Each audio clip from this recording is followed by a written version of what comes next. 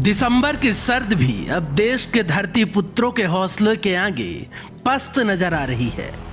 अब हालाते आलम ये है कि राजस्थान से लेकर दिल्ली तक किसानों ने संग्राम मचा रखा है।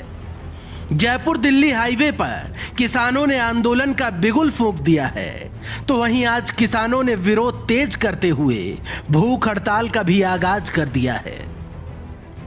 गौरतलब है कि सांसद हनुमान बेनीवाल ने कल किसानों के साथ दिल्ली बॉर्डर भी कूच किया था। साथ ही बेनीवाल ने केंद्र की मोदी सरकार पर हमला बोलते हुए कहा था कि जिस दिन सदन में ये काले कानून लाए गए थे, उस दिन यदि मैं सदन में होता तो इन काले कानूनों को वहीं फाड़ देता। वहीं दूसरी ओर कांग्रेस पार्टी भी अब किसानों के इस आंदोलन के सहारे केंद्र सरकार पर हमलावर है। मुख्यमंत्री गहलोत रोज मोदी पर हमला बोल रहे हैं, तो वहीं पूर्व मुख्यमंत्री सचिन पायलट ने ट्वीट कर मोदी सरकार पर हमला तो बोला ही, साथ ही ट्विटर पर अपनी तस्वीर को हटाकर पायलट ने किसानों की तस्वीर लगाई, जिसमें लिखा है, अन्नदाता हमारी शान है, भारत की पहचान है। पायलट ने किसानों की तस्वीर लगाकर एक तरफा समर्थन किया है। आपको बता दें कि किसानों के इस आंदोलन पर द फैक्ट इंडिया की पैनी निगाहें बनी हुई हैं। लिहाजा इस मामलात पर किसानों को समर्थन देने सिंघू बॉर्डर पहुंचे संविधान निर्माता भीमराव अंबेडकर के पड़पोते राजरत्न अंबेडकर से बॉर्डर पर ही द फैक्ट इंडिया ने खास बातचीत की। इस वक्त हम मौजूद हैं सिंघू बॉर्डर पर, जहां पर हमसे खास बातचीत करने के लिए डॉक्टर भीमराव अंबेडकर जी के पड़पोते मौजूद हैं। सर, सबसे पहले आप अपना नाम बताइए। और मैं राजरत्न अंबेडकर, मैं organisation for minorities of India का रिप्रेजेंटेशन करता हूं। भारत में जो भी कोई एंटी कॉन्स्टिट्यूशनल काम होते हैं उसको हम लोग इंटरनेशनल प्लेटफॉर्म पर लेकर जाते हैं। यूनाइटेड नेशन में पिछले 27 सितंबर को मोदी का विरोध हमने न्यूयॉर्क में किया था। ब्रिटिश पार्लियामेंट के सामने हमने जो गुरु रविदास जी का गुरु घर गिराया गया था, वहाँ पर हम लोगों ने धरना प्रदर्शन किया था। क्या लगता है जो कृषि कानून लाए गए हैं ये असंवैधानिक है? ऑब्वियसली असंवैधानिक है। कृषि कानून लाना ये सेंटर का काम था ही नहीं, ये स्टेट का काम था, और इसलिए ये असंवैधानिक इसलिए है कि जो काम मोदी का है ही नहीं वो मोदी कर के सकता है। लेकिन यहाँ पे जिस प्रकार से किसानों का प्रोटेस्ट चल रहा है उस पर बीजेपी कई प्रकार के सवाल खड़े कर रही है। उनका कहना है कि असल किसान है ही नहीं। अच्छा, ये असल किसान नहीं है, तो ये इसी तरह से इनका ये आंदोलन भ्रम फैलाने का काम चलता रहता है कि ये किसान नहीं है।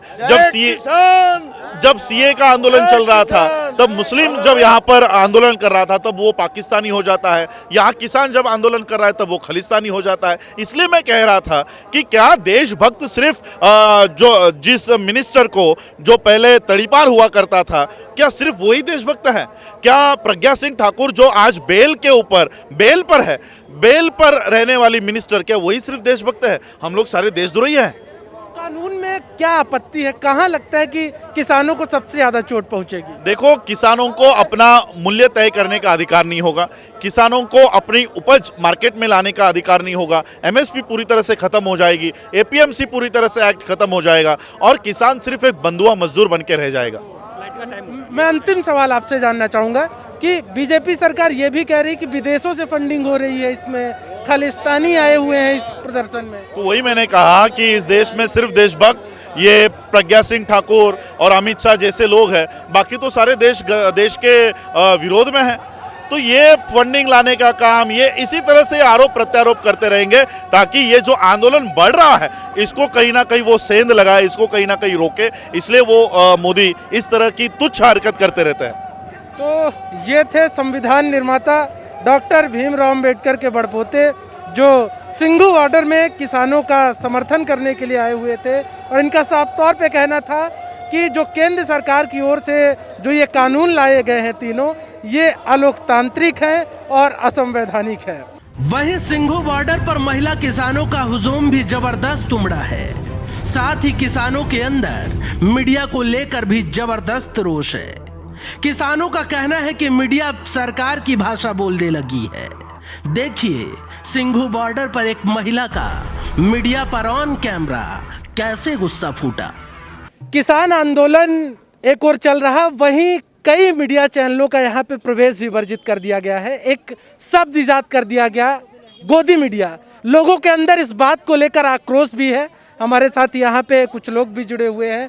बताइए, मीडिया से आपकी क्या तकलीफ है? अभी आप मुझे कुछ कह रही थी। मैं ये कह रही सी कि जो गोदी मीडिया ना बनो, सच दा मीडिया बनो। सच कहो, गुरु नानक पातशाह ने सच कहो सुन लियो सबे, जन प्रेम कियो तिन ही प्रभ पायो। उन्होंने कहा जिन्ने भी है सब ਆਪਾਂ प्रेम करने वाले लोग हैं।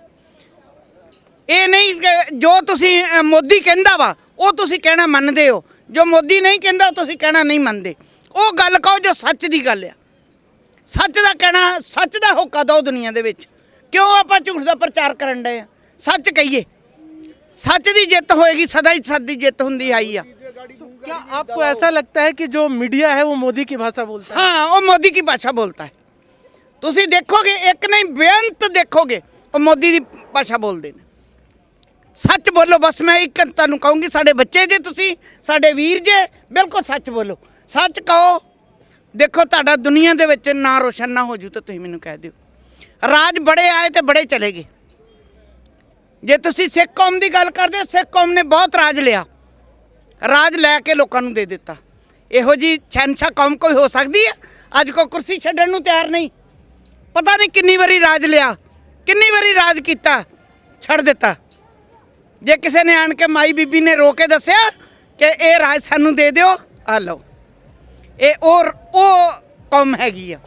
इस कौम नूं बदनाम नहीं करना चाहिए। तो आपको लगता है कि मीडिया बदनाम कर रहा है? कुछ लोग हैं जो बदनाम कर रहे हैं। मैं उन्होंने कहूँगी, वो गोदी मीडिया कहूँगी मैं।